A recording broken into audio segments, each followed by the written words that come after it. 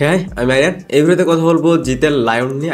Lion নিয়ে কিছু update share করবো। আর এটা জিত ফ্যান্সদের জন্য গুড নিউজ। এর আগে রিউমার্স উঠেছিল যে লায়ন সিনেমাটা আপাতত হচ্ছে না, এবং এটা রিজন হিসেবেও যেটা জানা যায় সেটা হচ্ছে বাজেট। বাট রিসেন্ট আপডেট অনুযায়ী জিতের লায়ন সিনেমাটা হচ্ছে, যেটা ডিরেক্টর আমাদের রায়হান রাফি। এখন এই সিনেমাটা আপাতত শুট হচ্ছে না, শুটিং শুরু হবে 2025-এর জানুয়ারি থেকে প্রবাবলি, বা শুরুর দিক থেকে। এই ফিল্মের যে প্রডিউসার ওয়েস্ট বেঙ্গল থেকে, তার কথা অনুযায়ী এই সিনেমাটা কনফার্ম হচ্ছে। দ্বিতীয়ত এই সিনেমাটা আপাতত শুটিং ফ্লোরে যেতে পারছে না, কজ যেহেতু এই সিনেমাটার প্রায় 60% শুট হবে সমুদ্রতে, এবং সেইখানে হচ্ছে একটা জাহাজ দরকার। সেই জাহাজটার জন্যই এই সিনেমাটার আপাতত শুটিং হচ্ছে না। তারা যদি একটা ঠিকঠাক জাহাজ ম্যানেজ করে নিতে পারে অল্প বাজেটে, তাহলে এই সিনেমার টিম শুটিং ফ্লোরে যাবে। সো এখান থেকে এটা কনফার্ম যে লায়ন হচ্ছে। থার্ড, এই সিনেমাটাকে নিয়ে আরো কিছু রিমার্স রয়েছে। প্রথমেই আমরা জানতে পারি যে এই সিনেমায় শরীফুল রাজ থাকতে যাচ্ছে। এখন আবার রিসেন্ট আপডেট অনুযায়ী সিনেমায় আফরান নিশো থাকতে পারে,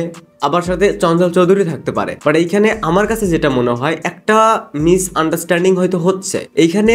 লাইক এরকমটা হতে পারে যে আফরান নিশো, শরীফুল রাজ এবং চঞ্চল চৌধুরী, এই তিনজনকে যদি দেখেন, তিনজন হচ্ছে গুড অ্যাক্টর। এইখানে ব্যাপারটা এরকম যে এই তিনজনের যার শিডিউল ব্যাটে বলে মিলে যাবে, এই তিনজনের যে কোনো একজন লায়ন সিনেমায় থাকতে পারে জিতের সাথে। বাট এই তিনজনের তিনজনই থাকবে, বা যতটুকু শোনা যাচ্ছে যে আফরান নিশো কনফার্ম থাকবে বা শরীফুল রাজও কনফার্ম থাকবে, এরকমটা আই থিঙ্ক হবে না। এইখানে মূলত জিতের পাশাপাশি তিনজনকে পেন্ডিং লিস্টে রাখা হয়েছে, যার সাথে শিডিউল মিলে যাবে, যার কাছে ভালো লাগবে, তাকে নিয়ে হয়তো এই কাজটা করা হবে। বা এরকমও হতে পারে যে শরীফুল রাজের পাশাপাশি এখানে আফরান নিশোকেও রাখা হলো। যদি এরকম হয় তাহলে তো এটা লাইক মাল্টি কাস্টিং হয়ে যাবে। যদি এরকম হয় তাহলে এটা কনফার্ম থাকবেন এই সিনেমাটা যে 2 থেকে 3টা পার্টে নিয়ে আসবে, তাহলে তখন এটা হওয়ারও সম্ভাবনা বেশি থাকবে। কারণ যখন মাল্টি কাস্টিং নিয়ে কাজ করবে, তো তাদেরকে একটা স্পেস দিতে গেলে, তাদের গল্প দেখাতে গেলে, সেটা তো শুধু একটা পার্টি পসিবল না। হয়তো এটার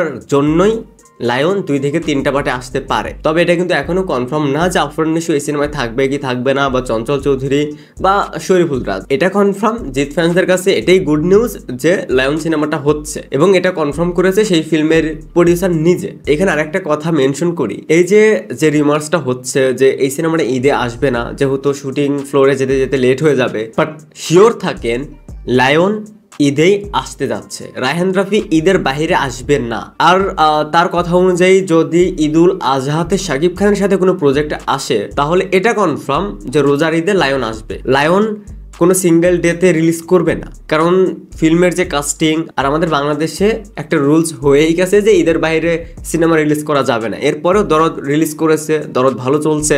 বাট এদের নিয়ে, এই কাস্টিং নিয়ে কিন্তু ঈদের বাইরে সিনেমা রিলিজ করবে না, সেই ঈদেই আসবে, এটা মিলিয়ে নিন। এই যে যত রিমার্স হচ্ছে, যত কথা হচ্ছে যে এখনো শুটিং ফ্লোরে যেতে পারেনি, এর মানে ঈদে আসবে না, বা সেই টিমও জানিয়েছিল যে ঈদে আসবে না তার। বাট এই যে আজকে একটা কথা বলে রাখলাম, এই সিনেমাটা ঈদেই আসবে, এবং এই সিনেমাটা কিভাবে প্রমোশন করে নিয়ে যায় এখন থেকেই, এটা জাস্ট শুধু দেখবেন। এর আগে আলোচনা হয়েছে এই সিনেমার কাস্টিং নিয়ে, সিনেমাটা ঈদে আসবে। এরপর আলোচনা হলো সিনেমাটা আপাতত পোস্টপন করা হয়েছে, সিনেমাটা আপাতত হচ্ছে না। এখন আবার আলোচনা হচ্ছে সিনেমাটা হবে, এবং সেই ফিল্মে আফরান নিশো থাকতে পারে। সো এইরকম নানান ধরনের বাস ক্রিয়েট করে সিনেমার প্রমোশন অটো হয়ে যাবে, এবং এই সিনেমাটা ঈদই আসতে যাচ্ছে। তো এই ছিল জিতের লায়ন নিয়ে আপডেট। আপনাদের কাছে কি মনে হয় এই ফিল্মের কাস্টিং এ কে থাকতে পারে, শরীফুল রাজ, আফরান নিশো, চঞ্চল চৌধুরী?